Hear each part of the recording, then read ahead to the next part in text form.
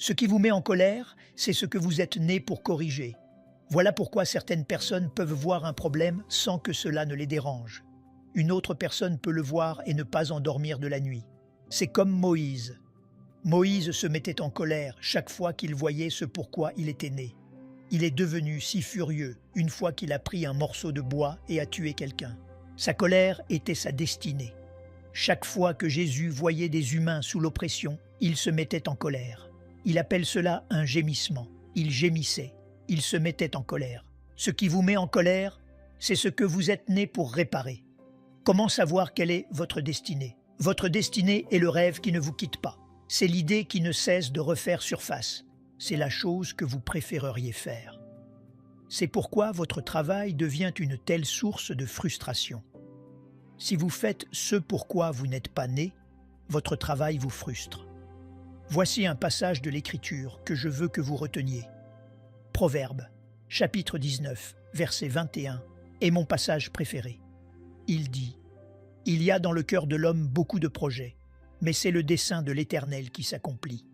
Vous avez de nombreux projets pour votre vie, mais Dieu dit « Mon dessein prévaudra sur tes projets. » Vous savez, mon ami ici présent, l'évêque Harold Ray, nous avons étudié ici ensemble, et il va animer un atelier. Assurez-vous de participer à cet atelier.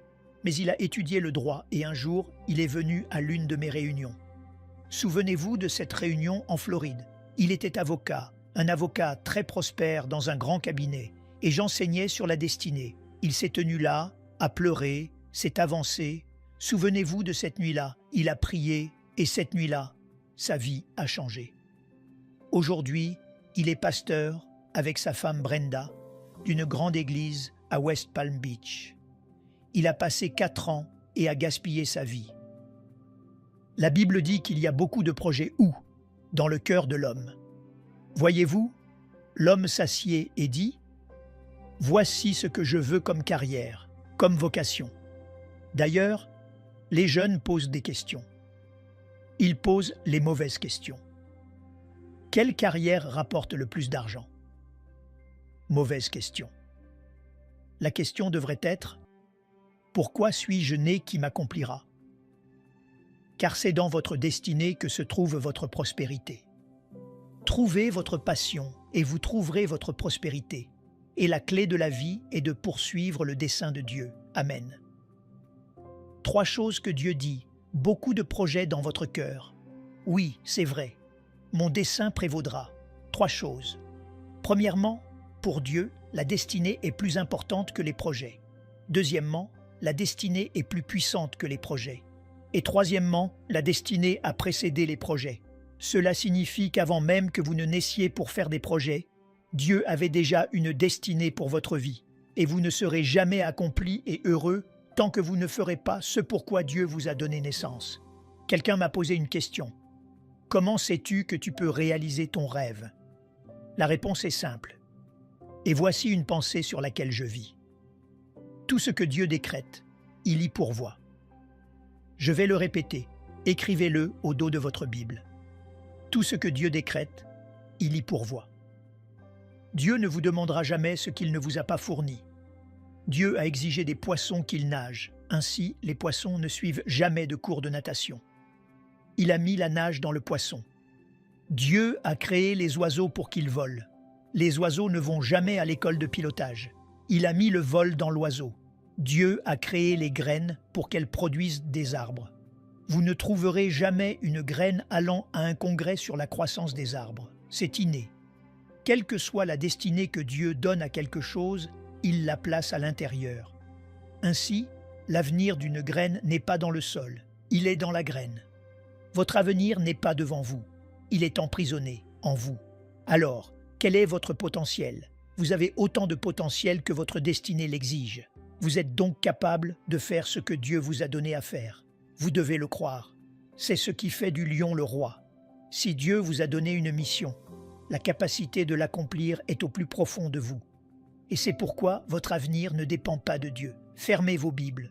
Je suis allé en Haïti, le pays le plus pauvre du monde. Je me suis arrêté à l'aéroport pour quelques heures et je me promenais, regardant dehors, quand j'ai vu un arbre qui poussait à travers l'asphalte. Et ce petit arbre brisait l'asphalte. Et j'ai réalisé que j'étais dans le pays le plus pauvre du monde. C'était incroyable pour moi. La graine ne savait pas qu'elle se trouvait dans le pays le plus pauvre du monde. Applaudissements. Parce que l'avenir de la graine n'était pas en Haïti. Je ne sais pas d'où vous venez dans votre ministère. Je ne sais pas où vous en êtes. Je ne sais pas ce que vous traversez. Mais Dieu m'a envoyé pour vous dire ma petite partie de la phrase. Et c'est que tout ce qu'il vous a montré est en vous et vous allez le réaliser. Applaudissements. Je veux que vous teniez la main de votre voisin une fois de plus et que vous lui disiez « Je suis un bon fertilisant ». Vous savez, nous aidons les gens en les encourageant à croire en leurs rêves. C'est ce que Jésus faisait tout le temps. La raison pour laquelle Dieu ne rejetait pas les gens, c'est parce qu'il sait ce qui se trouve à l'intérieur d'eux. Je considère Dieu comme un grand éboueur. Il s'assied près des ordures et attend que la société y apporte ses déchets. Alors il vous jette, il vous rattrape, vous ramène à son atelier. Et il transforme un meurtrier comme Moïse en libérateur. Il prend une prostituée comme Rahab et l'intègre à la lignée du Christ. Il prend un petit berger qui sent mauvais, parce qu'il sait qu'à l'intérieur, il y a un roi. Il aime les rebuts.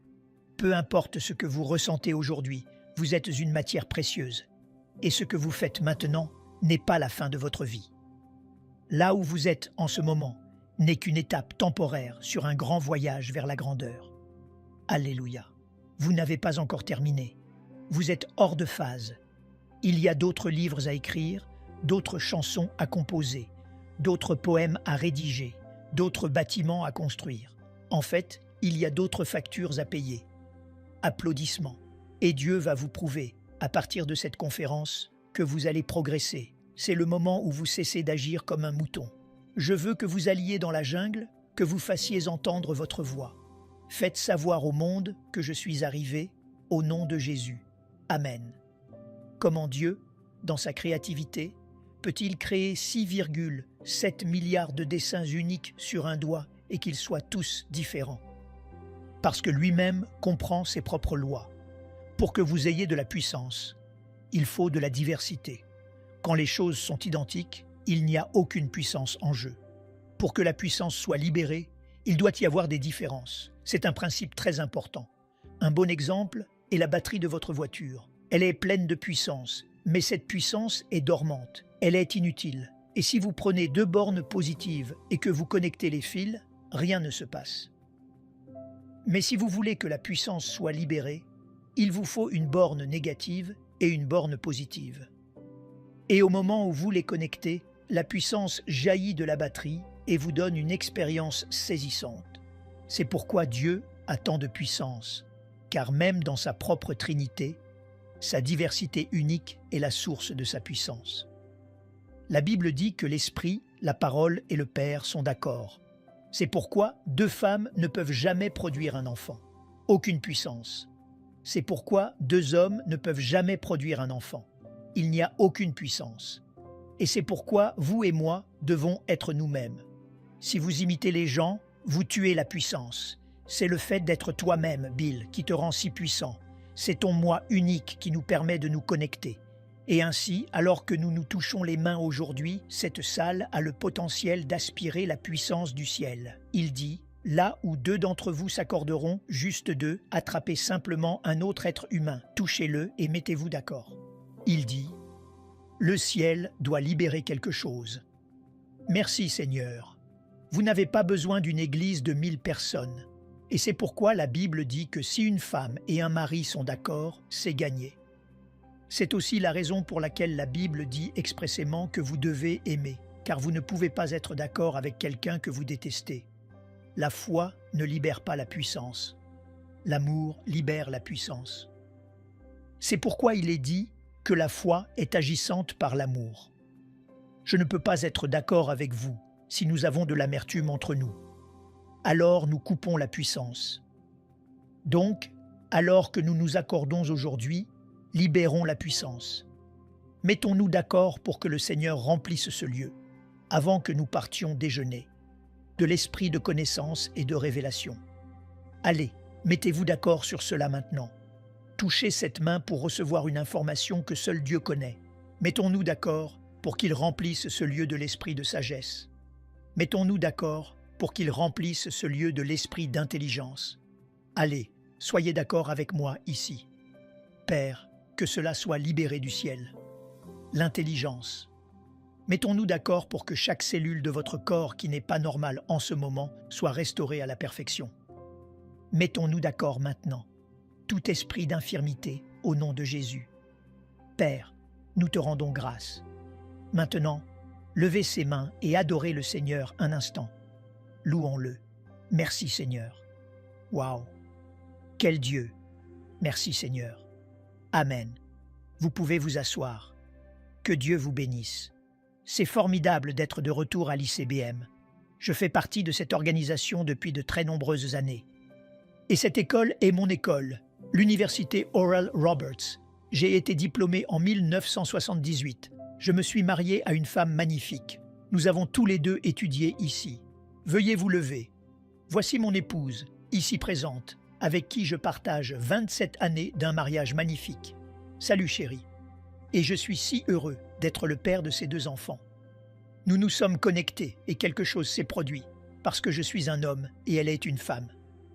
Et c'est pourquoi Dieu n'approuve pas les relations homme-homme. Il n'y a aucune puissance là-dedans.